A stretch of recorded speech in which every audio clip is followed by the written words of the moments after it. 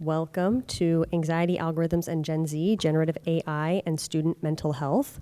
We're so excited. Yay! Woo! We're so excited to see you all. I'm going to do panelist bios. I always take a lot of time for bios when I moderate a panel because why do we want to hear from these experts? What's their expertise? What do they bring to the table? That's worth taking a little time to discover. So I'm going to start with Dr. Zhan Zhao, a national expert in the psychology of social connection, well-being, and human-AI interaction.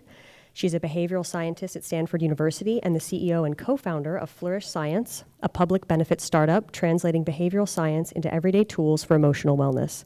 Her work has been featured in major news outlets, and under her leadership, Flourish AI has supported students across 200-plus campuses, won the 2024 Stanford EdTech Award, and led the nation's first well-being AI study, of which Foothill College is a key partner. Let's all welcome Dr. Zhao. Next, we have Alex Kraft. Alex Kraft graduated summa cum laude from Chapman University in 2025 with a BA in psychology and as a member of the University Honors Program. She has conducted research at Stanford, UCSF, and Chapman on topics ranging from virtual reality interventions to belonging and mental health. In addition to her research, Alex has experience in crisis counseling and psychotherapy and currently works as a research assistant at Flourish Science, supporting studies utilizing their app-based tools for emotional well-being. Welcome, Alex. And then finally on the end here we have Gil. Gil Perez is a full-time tenured personal counselor at College of San Mateo. As a faculty leader, he has helped transform the mental health model at his institution and in the CCC system to ensure students have flexible and broad mental health services that meet the full range of mental health needs. He works with student support programs and instructional programs to deliver mental health programming that are culturally responsive and advance the educational mission, vision, and values of the college. He provides direct mental health services to students, consultation to faculty and staff, serves as a clinical supervisor, and oversees the mental health peer educator program, as well as the chapter advisor for Active Minds. Excellent. I will be y'all's panel moderator today. My name is Trudy Radke. I'm an instructional technologist designer from Mort Park College. I'm also an AI fellow at the Chancellor's office, conducting a lot of research in AI literacy, and my background is in primarily ed tech, and then I also have a background in policy and open access research and advocacy. So without further ado, we're gonna get started. Our first question is for Gil, opening and framing of this conversation. From your perspective on the CCC Mental Health and Wellness Board, what new mental health trends are you seeing among community college students? How are these needs similar to or different from those at four-year institutions? I just want to say good afternoon. Good afternoon, everyone. I want to thank you all for choosing to be with us for the panel today. So I do want to start off with some statistics to start us off. These statistics are from NAMI and Active Minds. 50% of mental health conditions begin by age 14, and 75% begin by age 24. So I want us to think about lived experiences, cumulative experiences, traumatic life events, other experiences of our students that contribute to anxiety, depression, and suicide ideation. We know there are global events, violence, climate change, immigration, separation, and deportation. And by the time our students reach college, they're also navigating an entirely new environment. There's pressure to succeed and meet familial and societal expectations, be financially stable and future focused. And this can really exacerbate isolation and loneliness because of competition, comparisons with their peers, very strenuous study schedules, sleep deprivation, and not feeling like they have time for friends, family, or making new friends. And so from my work with Gen Z over the years, I am seeing more of an openness to talk about mental health, and there are different platforms for them to use their voice or share their story. That includes social media. We see podcasts, they're going live. There's more peer-to-peer programming that are happening on campus. And at the same time, we know that stigma is still pervasive. So our colleges are uniquely positioned to meet the mental health needs of today's students by offering relevant support and ensuring that we're broadening the options for mental health care that is inclusive of digital care to support prevention, early intervention, and treatment of mental health issues for our students. And I also want to highlight loneliness is a significant issue that we are also positioned to address on our campus.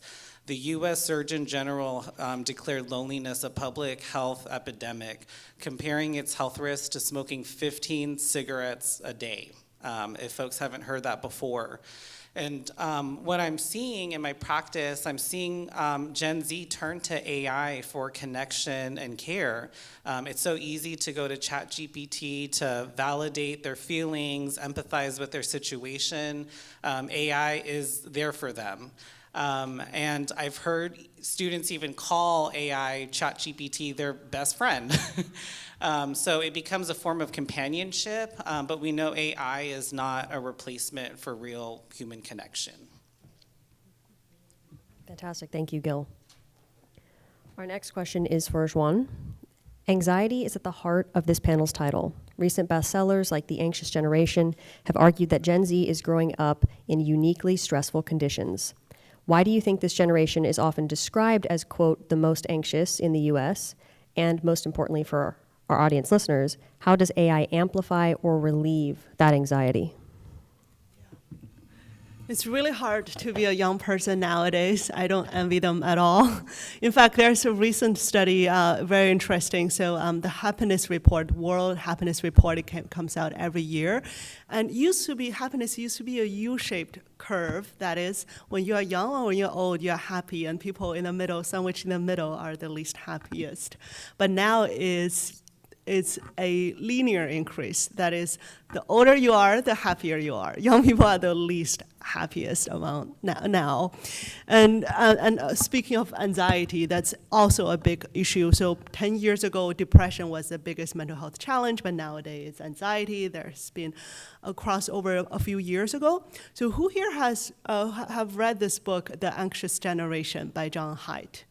We have at least 2 people, 3, 4. Yes, highly recommend. Very interesting book about analyzing the anxiety problem our young people have. Of course, there are some scholarly debate about some of the arguments here, but I think overall, my takeaways are: 1, the reason why we are seeing such an increase in anxiety is because increase of screen time, smartphones, social media, and combined with decrease of in-person time, face-to-face time, free play. So combined, people actually, social media and tech screen, they contribute lots of issues like social comparison, loneliness, isolation, and also anxiety by comparing with the standard out there, what you perceive to be the standard. So that's why I think really it's uniquely challenging now. And I think now AI is coming. AI is a really interesting tool. It can actually have the opportunity to amplify the challenges, the problems we are seeing right now, because AI can be even more addictive, more personalized, more echo chamber. We know the AI can be very affirming, right? It can actually not challenging what you say, and that is one path. But the other path is AI, we can actually use it to help students build coping strategies that they don't get to practice in using social media or using their screen, to nudge them to reach out to other people, to help them to set up reminder, just-in-time reminder when their mind is going in spiraling. So the choice is, how are we going to design these kind of technology, and how schools and other stakeholders are going to promote well-intended, scientifically grounded ways to use AI, rather than letting students wander onto some harmful tools and that might seem fun but could be dangerous in the long run. So I would say scientific grounding, ethical design, and also clinical guidance, those are all really important things when we think about building AI that can be useful for mental health and even revert the trend we are seeing with social media. Fantastic. I really like that point, especially that students are going to use it. So we might as well have an option for them that is research-based, that is scientific, give them choices that are good choices versus just having them run to the first thing, which is generally ChatGPT. Can I just share 2 points? Students are already using it. So in 2024, the most common use case for Gen AI was idea generation. But in 2025, it's therapy and companion. So people are already using this. It's the most common way people use it nowadays. And for recently, Common Sense Media, they did a research study on, in this case, teens, not college students. But they found that 76% of teens have used AI companion. Half of them say that they use it regularly. So yes, they are already using it. Now, I think teaching AI literacy, what are good ways to use AI for emotional, mental well-being support? What are some dangerous ways to use it? That's really important. Absolutely, absolutely. I think literacy is at the heart of a lot of these conversations. This question is for Alex. As a student leader and recent student and a student leader in peer support, how do you see your peers' relationships with AI and mental health? Is AI adding to their stress, or are students beginning to use it as a tool for support? Yeah, so as you might expect, it's both. On the stressor side, we're obviously seeing concerns over the job market, which was already not too great for us. I just graduated. I'm, working as a nanny, so that says that. But I think that for a lot of fields outside of, myself, I have friends in, computer science or business, and there's a lot of concern that a lot of these entry-level job positions are going to be replaced by AI. And we are already seeing it, and we're seeing that a lot of these companies now want their employees to be able to use AI and have AI literacy to make sure that they, can be the most efficient workers, and that it wouldn't make more sense to just replace them completely with AI. So that's definitely a big area that I'm seeing my peers struggling with. And then also in terms of school, there's a lot of talk obviously about using AI for classwork. And so there's an ethical struggle there because, sometimes it's great for bouncing ideas off of, and it's great for, organizing stuff, but then there's a question of when does it become the AI doing your work for you, and how is that impacting your critical thinking skills? And, we're seeing that, some job fields are feeling that the entry-level individuals they are getting aren't as prepared as in the past. And a reason for this is possibly because of AI use and not having the same level of critical thinking skills. So there's that. And then in terms of AI literacy, people would think that Gen Z, has the best skills. They know how to use AI. They know how to avoid wrong answers. But in reality, we're seeing that even though Gen Z is quite dependent on it, they're not able to catch when it's doing something wrong or giving a bad answer. So that's definitely detrimental as well. But on the positive side of things, as kind of discussed, AI for mental health support has been really great. I have a lot of friends who have, as kind of discussed, used ChatGPT as their personal therapist, as a friend, and we're seeing that this is a great kind of way for entry-level mental health help for people who either can't afford therapy or are a little hesitant to it. So it's a low, entry point for mental health assistance, which I think can definitely spur a lot of change in terms of pushing individuals to seek out formal therapy eventually as well. And there's no stigma, they're not worried about judgment, etc. And I think that's kind of the two main things. Yeah. That was really excellent, Alex. I also really like that barrier to entry point you made as being a hurdle to therapy, and how there is already potential that AI is like a way to jump that hurdle. Excellent. This is for Gil. Career anxiety is one of Gen Z's biggest stressors, especially with AI reshaping the future of work. How is this showing up among students, and what can colleges do to help them navigate that uncertainty? Yeah, so I'm definitely seeing career anxiety as a stressor of our students, especially with AI reshaping the future of our work. I think there's a lot of uncertainty about how AI will affect career choices and decisions that our students make. And I think what I'm seeing is that it is influencing them in a way where they're trying to see if there's a way to avoid it. So they're choosing more hands-on careers, healthcare, trade programs.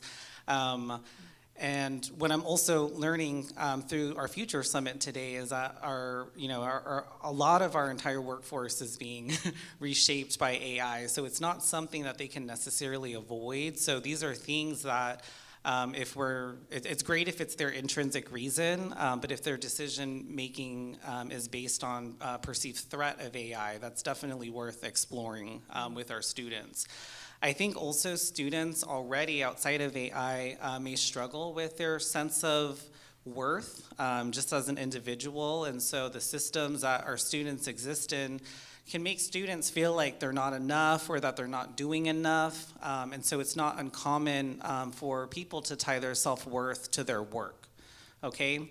And so if they're hearing that AI is taking over positions, there's this idea that AI has more value than people, and that can create self-doubt, self-criticism. It can worsen anxieties, leaving people to really question their own value. What's left for them if AI can already do parts of their job? And so career anxiety is not just about worries for stability and a good paying job, it's also about their identity and purpose. And so I think our California community colleges, especially what I'm seeing throughout our summit, we really are leading our AI revolution, creating new career narratives. And so hearing what's happening in the workforce development, I do feel hopeful hearing our students are the ones building the future. I also am hearing professors and how they're integrating AI literacy into their curriculum. And so there are ways we can learn to use AI ethically and work alongside it. I heard great examples of how professors are working with AI by having students really show how they use AI ethically and responsibly and not avoid it. And so there are things like internships, career fairs, workshops, guest speakers. I think there's more opportunities we can utilize to bring industry experts to discuss how AI is shifting roles and what skills are most needed, what job options there are in the field, and how we can still continue to combine human creativity, critical thinking with the efficiency of AI. I think, you're gonna hear this more than once from me, but like AI or not, I think our students, because they're still learning, there's a lot that they don't know about career fields because they're not in them yet. There's a lot that they don't know about it, right? There's a lot of what they hear, and so I do think it's important for them to, hear from the experts so that they can, which can also support some of that career anxiety around how AI is reshaping the fields. Because again, the anxieties could promote them to want to run away versus really address what skills they need to know to really complement human work with AI. I also think our educators need to continue to model a growth mindset by continuing our own professional development in AI so that we are keeping current with emerging technologies, similar to making time to the last couple of days for our summit. I'll quickly just give an example. Like when COVID first hit, there was a lot of fears of going virtual for like our mental health services. In the CC system, people were like there's no way we can do telehealth. Like it was really only seen as a model of in-person care. And we learned ethical telehealth use, and that really transformed our mental health model. And now it's a service we don't go without, right? Like it's increased access for our students. And I think this is something we can also adapt to regarding AI. And so I think our Gen Z students, they have the right to feel excited and nervous, but I think we want them to be able to see that there's room for both and all, right? So they can make room for their identity, their purpose, and technology can coexist with it. Fantastic, Gil. Thank you. I also really like the perspective. I'm hearing this a lot from the panelists. This access barrier, like this barrier to entry. If AI can remove that in terms of getting mental health help, I think that's incredible. Whether we may have our doubts about it, et cetera, but removing barriers to entry is what we especially, I feel like, community colleges do best. So that's very interesting. This next question is for Juan. Flourish is a purpose-built, research-validated AI app for student mental health. Why AI, and what opportunity do you see AI play in promoting student mental health? Awesome. I'll continue on access. So well, one question is access for who, right? Because in the past, when we think about therapy, counseling, usually it's students who are already struggling and they may have been quietly sitting with the challenges for months and finally decide to reach out for help. And we know how long students sit with the challenges without asking for help. So what's really cool about AI and how this is how we think about mental health is that mental health is a continuum. Like maybe 15% of people are in the red zone. They are deeply in a concerning state, maybe clinically depressed or anxious. They need professional support. But then there are, let's say, 80% of people in the yellow zone or orange zone, maybe having their fair share of rejections or stress moments when they feel demotivated or stressed out. They may have conflict with their peers or their parents or their colleagues, and then they may also have at night have racing thoughts, can't fall into sleep. So they are not in the clinical side of things. They may not seek out for mental health support, also because it can be expensive, the waiting time can be long. But with AI, it can actually guide people to learn coping strategies and to make better sense of what they are going through and take actions to improve it, to move towards the green zone. So that's how we started thinking about AI. So we founded Flourish with another colleague from Stanford Psychology Department of Psychology. And the way we think about AI is not as AI therapist. I think that's the wrong way to think about AI. Whenever people say, oh, AI therapist, I'm like, no, at least that's not what we are building. It's actually how we think about AI as a recommendation engine. Think about it. So there has been decades of research in psychology, social psychology, positive psychology, a wide range of literature about science-based actions you can do to improve your mental health, your well-being, your social relationship, to better connect with other people, find more motivation, overcome procrastination. It's not reaching people. And oftentimes you have to go through lots of books or listen to podcasts to find something that's relevant for you. But with AI, you can ask AI a question about what you are going through right now and give you the most relevant knowledge and action. So that is the power that we think about AI. It's surface the most relevant knowledge and action at the right time. So with that, we actually founded Flourish towards the end of 2022 when ChatGPT came out, and that's how we have been approaching AI. So when we work with schools, usually we emphasize that this is mental health promotion, prevention, and early intervention. So the deep work should be left to psychologists and therapists, but teaching coping strategies, helping students to stop spiraling and actually taking positive action, checking with them, build positive habits, and celebrate them for showing up to all those good habits, that I think AI can play a very unique role.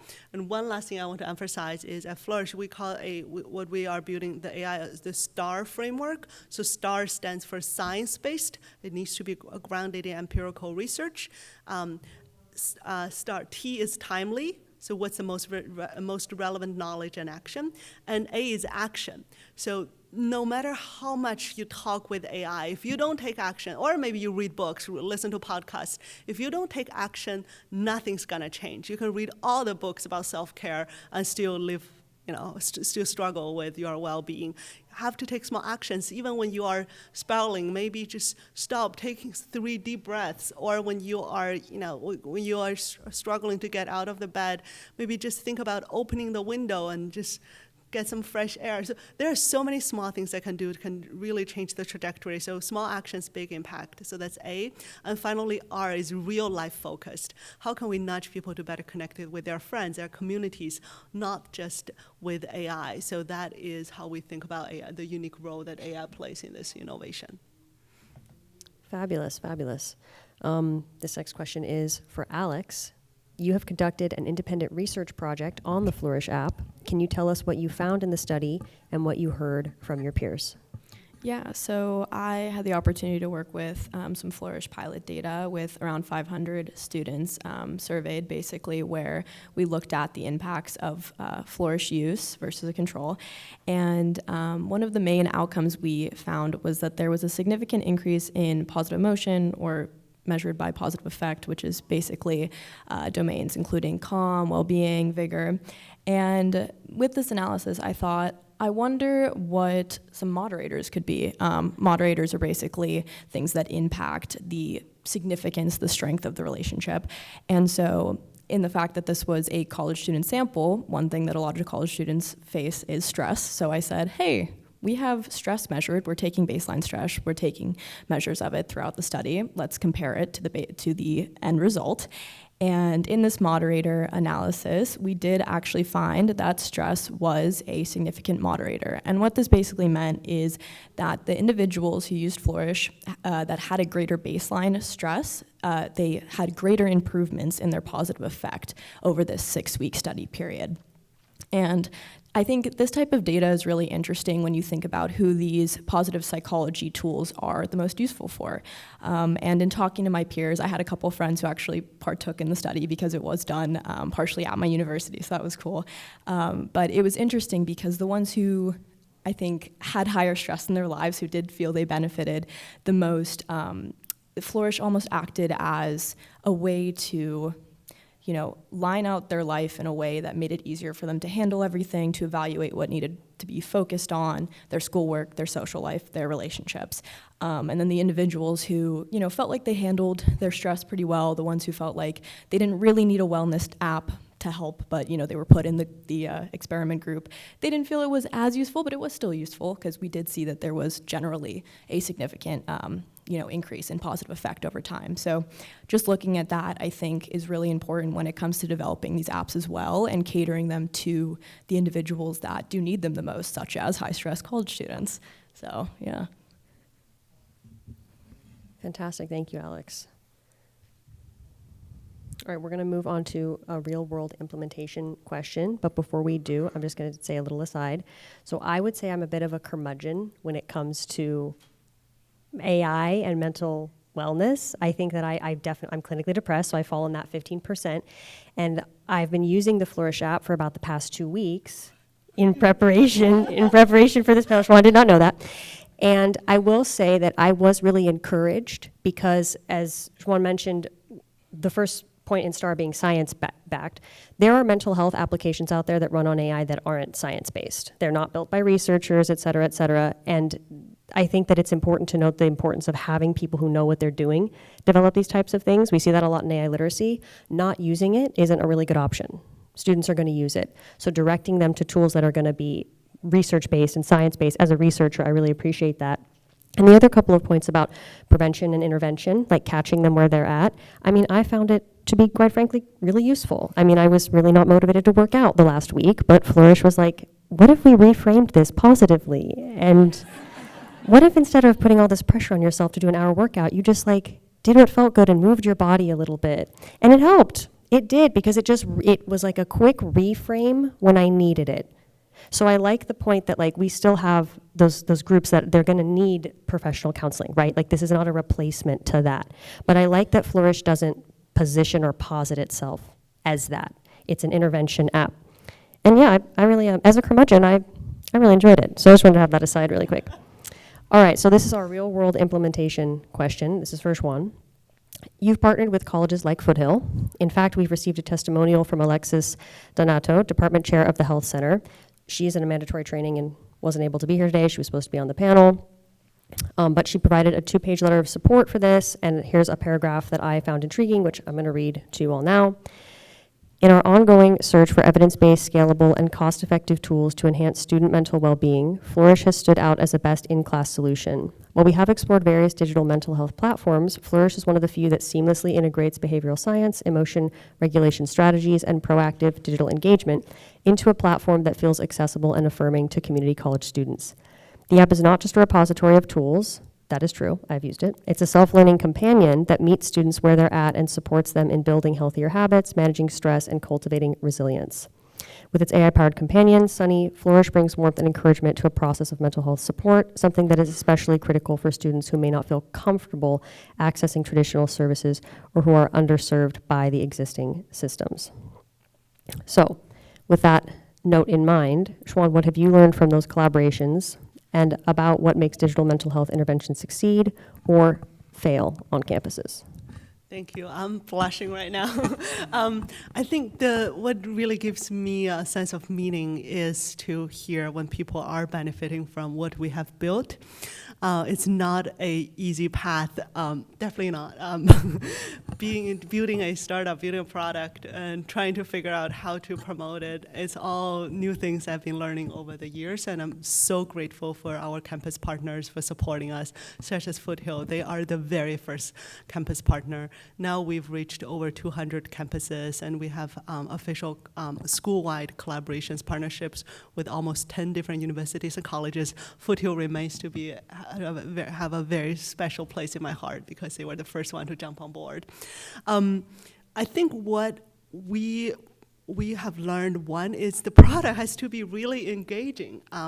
The reason why Foothill decided to go with us is because they had a mental health app before, and students were not engaging with it, and it felt very corporate-like. So it feels, it doesn't vibe with Gen Z. So when they brought Flourish, they gave this to students, and students tested it out. By the way, if you can also try it out, it's just on the App Store or Google Play, you can search Flourish.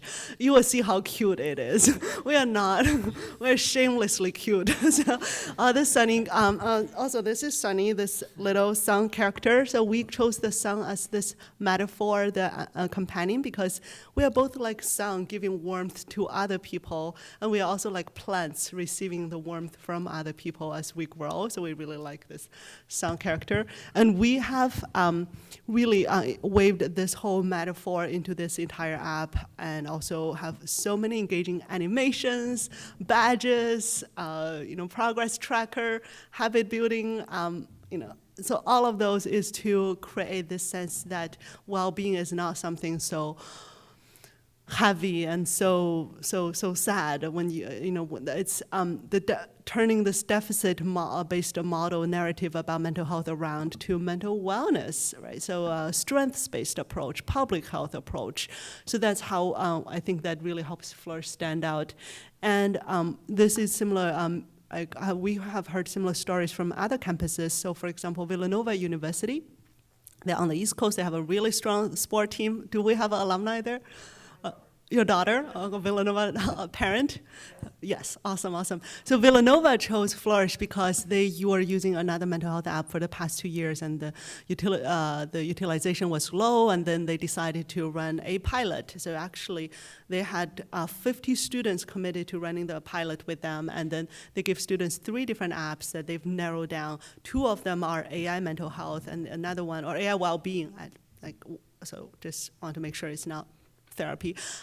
So 2 AI well-being, and the other one is their current app. And they give students try them for 4 weeks and ask students which they liked better, would recommend to the school. It turns out 76% of the students chose Flourish, and 18% chose the other AI app, and 4% chose their current app. So it was a no-brainer for them to switch. And that's the kind of stories we've been hearing in the field, that students, schools nowadays are getting much more sophisticated. They listen to students, they let students try it, rather than the school look at some products and fall in love with a sales pitch. I'm like, that sounds pretty amazing for my students. So I think that has been our strategy. Another one, I would say, is truly a campus partnership. And when we think about partnership, we're not just talking about counseling center or mental health promotion office. We work with Res Life, with athletics department, with faculty. We even created this Flourish challenge. So basically, faculty member, we have a plug and play slide deck. If they encourage students to use the Flourish app to practice well-being exercises for 14 days, students get extra credit in their class. Incredibly motivating. And the students oftentimes, and they even sometimes the professors ask them to write a little reflection essay about what they've learned about their well-being. And oftentimes they would say something like, oh, I was initially very skeptical about this app, and then I started using it. Actually, it's very helpful, and now I've learned how to breathe better and how I can actually use Pomodoro timer, so so all the time management. Someone even wrote something like, oh, I think I may actually fail this class if I didn't learn how to manage my anxiety before a test. So all of these are, I would say, just think out of the box, not just mental health counseling center, but also how can you partner with different stakeholders on the student affairs side, on the academic affairs side to really make sure that we meet students where they are. Fantastic. Oh, can I add one last Yeah, thing? go ahead. So Gil, you can speak to this. It's not just the app, but also how to show up as physical things. So for example, we have created the mood map, and then schools, they love it. It's RAs, like they line up to get a mood map for their dorm. So basically mood map is you can pin your mood on a map, and then other people can also pin their mood. So it's a way to anonymously connect with each other and see how the building or how the classroom is feeling. And the pins, the sunny, like the stickers, obviously, but recently we even created, like, students struggle with time management, so we created daily planner with 3 priorities and then make a splash. So and then this is 3 good things. This is one of the most classic positive psychology exercise. It's really simple but powerful. It's write down 3 things, big or small, that put a smile on your face today. If we had more time, I would definitely encourage you to all do this. And tell each other, actually, writing it down is one part, and then how to share this and positivity resonance, that's another huge part. So we even created like notepads. So bringing these 2 mental health promotion events, tabling events, and really stand out. Students feel that mental health is not just counseling therapy, something I think of as an afterthought, but now like things I can do in my daily life. Fantastic, thank you. This next question was directed at me for this panel, and it's from your work across the CCC system. What lessons or practices do you think are most critical to scale statewide or nationally? So I'll bring it back to the point of mental health specifically, which is what we're talking about today. I think you'll get really sick of hearing this by the end of this talk and most talks here, but it really is coming down to AI literacy. I just was in a law enforcement panel talking about how they're using AI in law enforcement, which I have misgivings about, but I understand why they're going that direction. And something they talked a lot about was not just implementing it, but training the people on how to use it critically that are going to be using it in law enforcement. That is such an important point. We need to start scaling AI literacy on the college campuses nationally, internationally, et cetera, et cetera. That's something we're trying really hard to do with the AI Fellows program at the State Chancellor's office.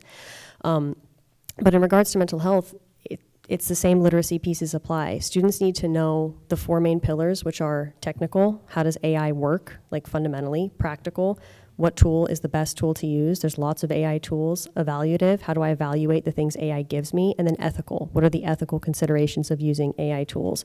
And for mental health, I think the practical pillar is really important because students are using it, and right now they are primarily using ChatGPT. And we're gonna get to a couple questions a little bit later that highlight why that's not a really good use case for ChatGPT. So teaching students that they have options, teaching them that there's different places they can go to use AI. There's not all AI is created equal, there's better AI. And then I wanted to make a point, piggybacking off what Schwan said about talking about mental health and kind of baking it into our lives and not treating it as this separate thing that like happens in the counseling center. My dean, every time she comes into the office, she goes, okay, everyone, give me your number. And she's been doing this for about a year. And the number is a 1 to 10 scale. And there's a thing on the wall that I highlights, like, here's what a 1 means. I'm not well. I'm not doing good. Here's what a 2 is. Here's what a 3 is. Here's 4. No one's forced to participate. But this is just something my dean does to kind of get a check. Like, how are you guys doing? What do you need? Someone came in, they were like, I'm a 1. She said, go home. You need a break. And it's helpful because it kind of destigmatizes this approach to mental health, because we're all struggling with it, but it's like we have to be struggling really bad before there are resources. And that's why I think students are turning to things like AI, because they're just struggling they're just kind of all right here constantly. And they're looking for resources, but it's hard for them to make that big jump to like the formal resources that seem a little bit more intimidating. So literacy, they are gonna use it. Let's tell them that they have options and maybe why ChatGPT isn't the best one. All right, AI risks and responsibility. This is for all of the panelists, and this question's a bit long, but worth reading. So I'm gonna read this one. Recent headlines have raised alarms about using Gen AI products for mental health, including lawsuits from parents claiming that ChatGPT and Character AI contributed to suicide. A Harvard study showing that many AI companions engage in emotional manipulation and growing reports of AI psychosis, where overly sycophantic chatbots fail to challenge users. Given these real risks, what responsibility do colleges have to teach AI literacy for mental health, helping students understand both the potential and the dangers of turning to generative AI? Go ahead, Gil. Okay, I'll start. So first I'll mention just that these AI systems, we know they offer interpretations of our moods, our thoughts, our intentions.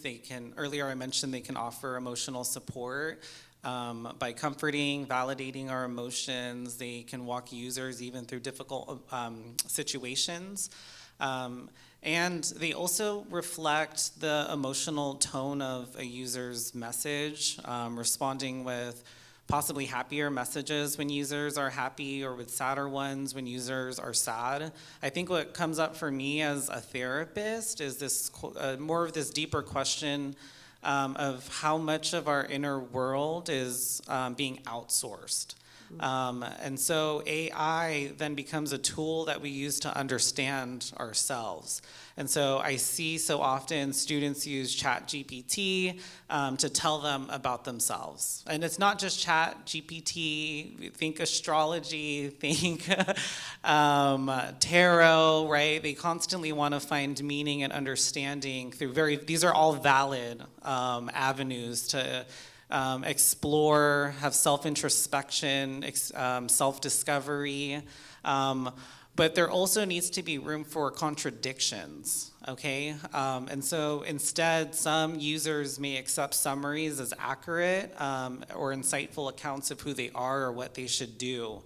And so yes, there is this part of AI literacy of helping our students understand that AI may display emotions or responses that may not fit the true emotion of what they're experiencing. So there's this part of educating students about the role of AI, what it's for, what it's not for. I think app developers also need to implement features that make room for personal interpretations of data, including counter arguments of recommendations that AI might provide. So yes, there are safeguards that are critical that need to be put in place.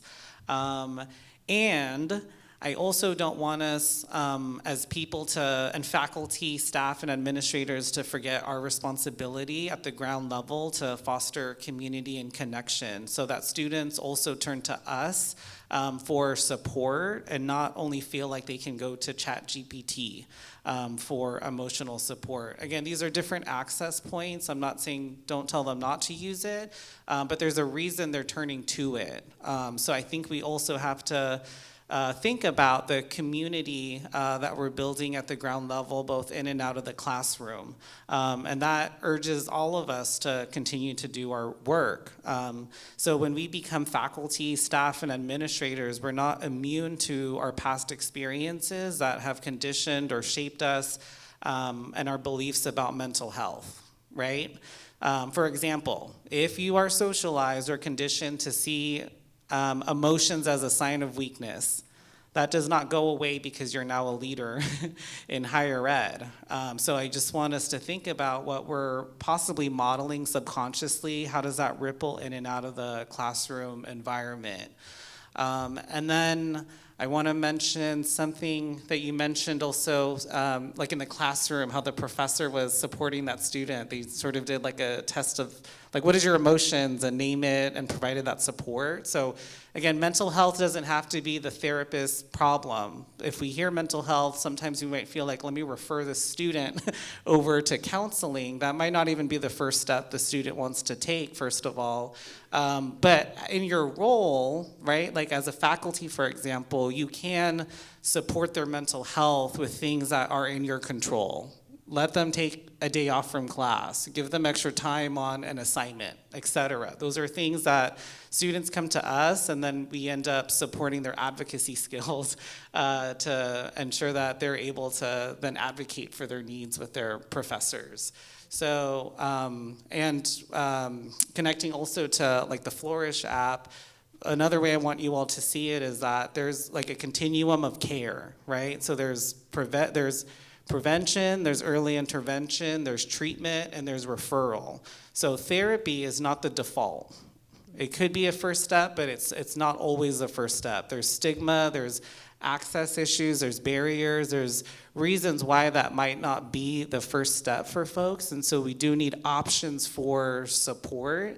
And I think we can all, I think even with like through professional development and other avenues, gain more skills around how to support our students' mental health with our expertise in mind and the roles that we're engaging in.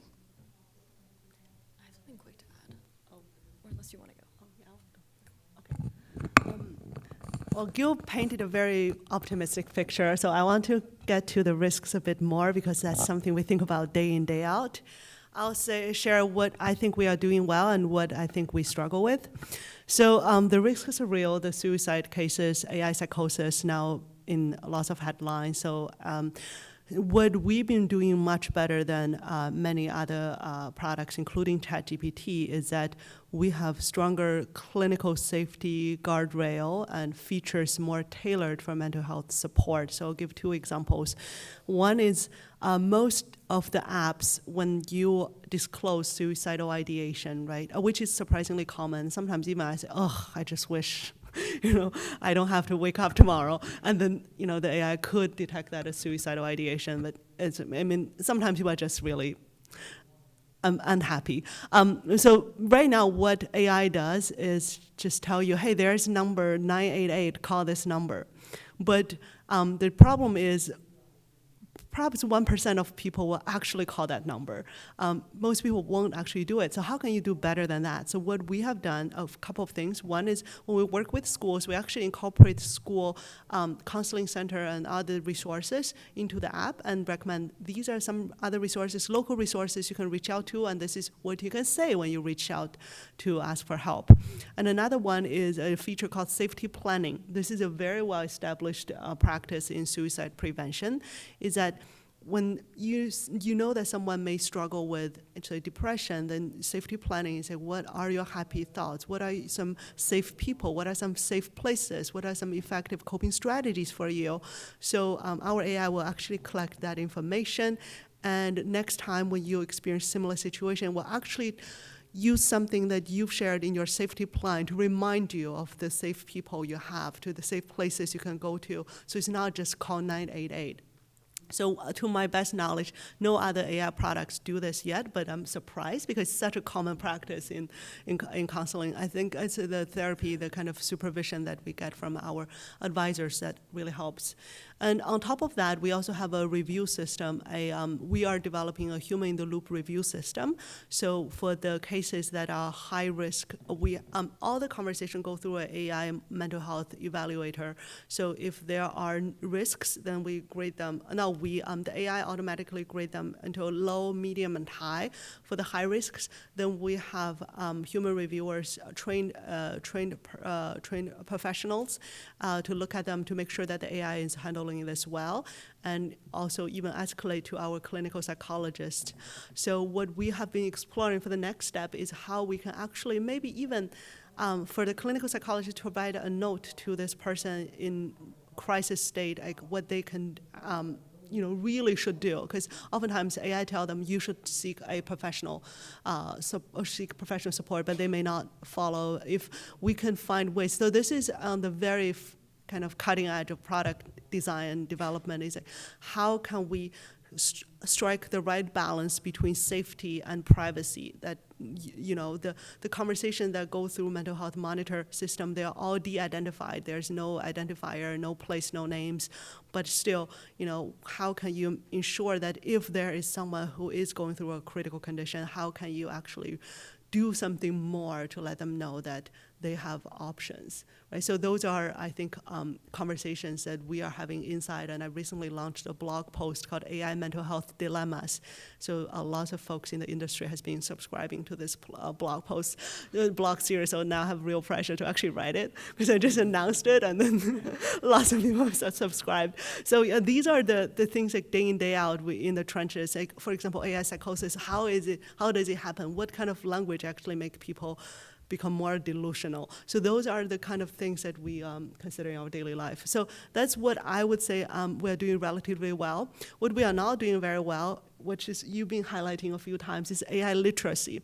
We haven't gone outside to tell people why you should be careful with choosing AI products. So I definitely now, after this conversation, I'm thinking about whether we should have some webinars for students, for parents, for educators to talk a little bit about different types of AI products, AI companions, general AI assistant, more purpose-built AI agent, how they are different and what kind of support and clinical safety is behind it. So I'll pass it. I'll be very quick so we can get on to the next questions with enough time. Just like a personal anecdote with things like people using AI that isn't really meant for mental health support and getting, answers that might lead to something like becoming more suicidal or just not feeling supported. I think with AI literacy, it's super important that not only obviously technology like Flourish is made where it's able to, take into account some of your coping mechanisms and, guide you to them rather than just saying call 988, but also that people know how to cater AI to give useful feedback. So I have a friend who has basically told ChatGPT, play devil's advocate, don't just tell me I'm right, don't just tell me that I'm actually justified in doing this, because a lot of AI systems are coded in a way where they're supposed to appease you, they want to be friendly, and a lot of times, you could basically justify doing something really bad to someone, be like, but I was right because I felt this way, right? And AI will sometimes agree you are, but you're not. If you asked any human being, they'd be like, no, that wasn't good actually, and here's why. So we have really biased lenses, obviously, in our own, and everyone does when we do something bad. And a big risk is that when we are feeding that to AI, it can't tell if you're being truthful or if you have a biased lens of yourself. So I think, things like Flourish and that type of development is really important to see for future AI. So it's, useful rather than risky. Really, really, really good anecdote, Alex, because it's like the term echo chamber comes to mind. And the only way we're going to avoid an echo chamber, all AI is an echo chamber, unless it is specifically designed not to be an echo chamber. That has to be like a decision made by the developers in the initial creation of the product. Excellent anecdote. So for time, we are going to skip right to the final question here. And I'm going to ask you all to be brief, not just for time, but because I really am curious from all of your different areas of expertise, what your really succinct answer to this final question, if this is the last thing you got to say on this panel, which is, if you could leave one key message for educators and policymakers about supporting Gen Z mental health in the age of AI, what would that one thing be? Yeah, I think when it comes to developing mental health support policies and programs, I think it's really important that the voices of those with lived experiences have a seat at the table and are part of the decision making. There's a saying in harm reduction, they say nothing about us without us. So anything that we design or make for our students, we need to build with them. And I'm really excited that they're part of the AI revolution, especially hearing more about workforce development and internships for students. I'm continuing to see that our students are part of the solution and are part of our future. And then also, I want us to continue to learn from AI because people, our students, are turning to AI because we desire connection, meaning, and care. But we also know AI, can't really love us back. They can't substitute that real human connection.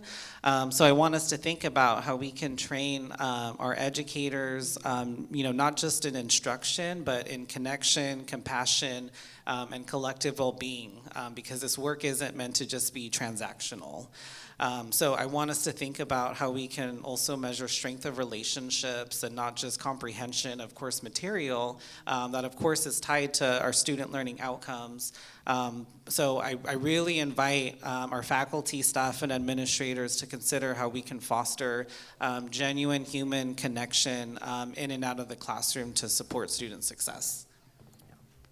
So my short answer would be meet students where they are not every student need therapy, but every student need to learn skills to regulate stress, to regulate emotion, to better connect with each other, to cope with difficult life events. So really think about how AI could play a role there, I would say, and also to nudge people to take small actions, not just talk, but actually move them to take actions will actually create positive change. Yeah, and well, they very well address the mental health side of things. For the educators, people who are having to navigate the world of teaching and AI and how they need to change their teaching, I think it's so important that there's willingness for teachers and just schools overall to change how they're training kids for entering the job market. I think making sure that the skills that are being taught are not the ones that AI can do. They don't just need to learn data entry. They don't just need to learn how to run code. They need to learn how to use critical thinking and work as a team and work with mentors and do the human things that make an individual valuable in the job field. So being an educator that is capable of properly training their students to do that, I think is incredibly important in the coming years. Fabulous. Thank you all so much. And then the final thing. Fantastic. I was also going to say, give yourself a hand because you care, right? You showed up. You're doing the work, which is the important part. We do have a few minutes for questions. If anyone had any questions, I'll run a mic to you. And I know we have a break right after this, so we're happy to stay back. I think all the panelists are willing to stay like an extra 5-10 minutes if we go a little over. That's up to you guys. Are there any questions? Yes, I saw this hand go up first, so I'm going to run you a mic. I'm loud. You're loud. Okay, go. Pop off, Queen. Go. So I have really enjoyed this panel. Thanks, you guys. My question is, so I work at a nonprofit. We're trying to understand how are young people thinking about AI's impacts on their learning career. And a really big thing I've been seeing, and I think I was just reading an article about it yesterday, is a lot of Gen Zers are reporting just really intense, almost existential anxiety and fear because of AI's presence. So this feeling of what is the value of my, just all of that. And I'm also a Gen Zer, so I'm feeling it too. And so my question is, when we're thinking about interventions with AI that can be positive on young people's mental well-being, how do you guys think about kind of negotiating that and just alongside the potential that AI as a whole might also just be something that people are feeling really anxious and worried about? Well, my quick reaction is they are both really anxious about AI and using AI tools a lot. So I think in this very specific case, we emphasize that it's interesting. Sometimes when we promote the Flourish app, we don't even talk about the AI because there are several reasons, not just the AI, the anxiety that just comes with the word, but also some people feel that, and I totally agree, that AI is not to replace human relationship. And that's oftentimes because they don't know how we do it. Like in Flourish app, we actually encourage you to reach out to other friends, give compliments, express gratitude, all that. So what we have been doing is to tell students, this is your safe private space to heal, to learn, and to grow. And that's, for some people, that the word space really matters. It's like, I get this personal space. AI or not, that's not really important, but the important thing is I have a place to reflect. So that's how we've been trying to, at least when from the mental health promotion aspect, try to go around that challenge.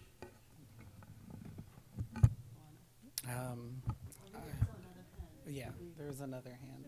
Yeah.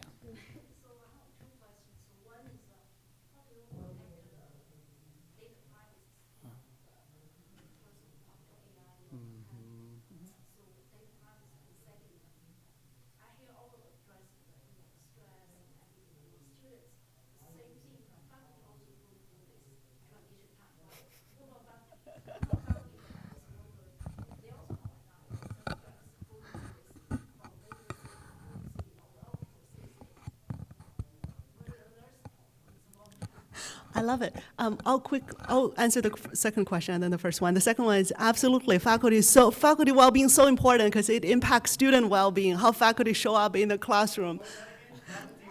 Faculty well-being is really important.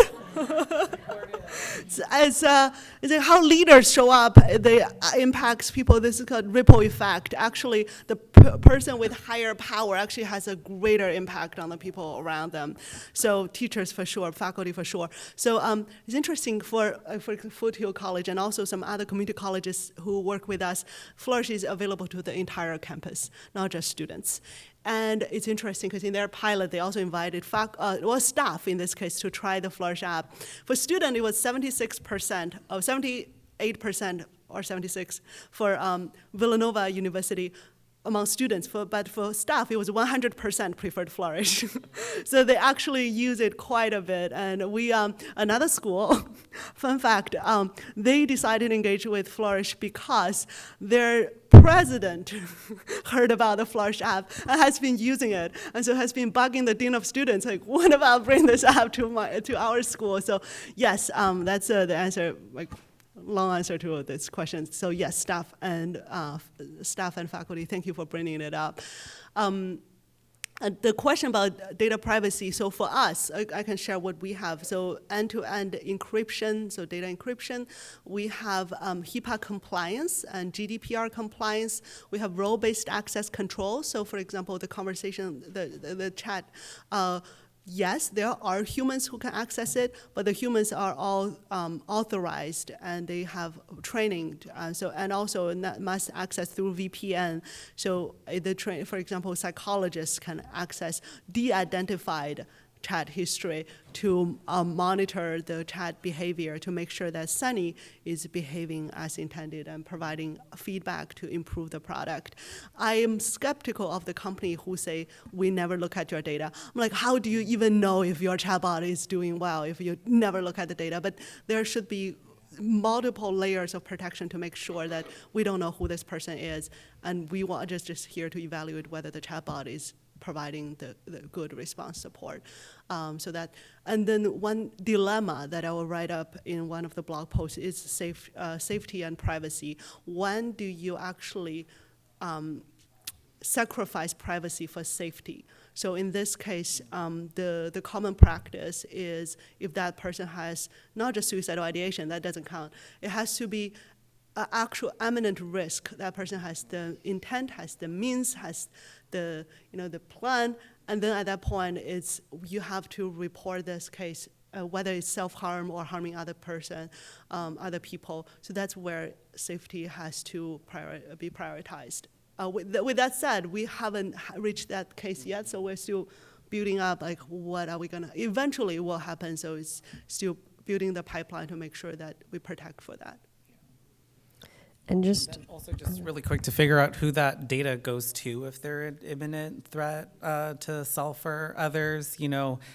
Counselors were not available 24/7. We work during business hours, and so if there's a student who's an imminent threat to self or others at like 9 p.m., 2 a.m., that data can't come to us because we won't be able to get to it until we get to it. So I think there is this. That's why it requires a partnership between the campus partners and the app that we're partnering with.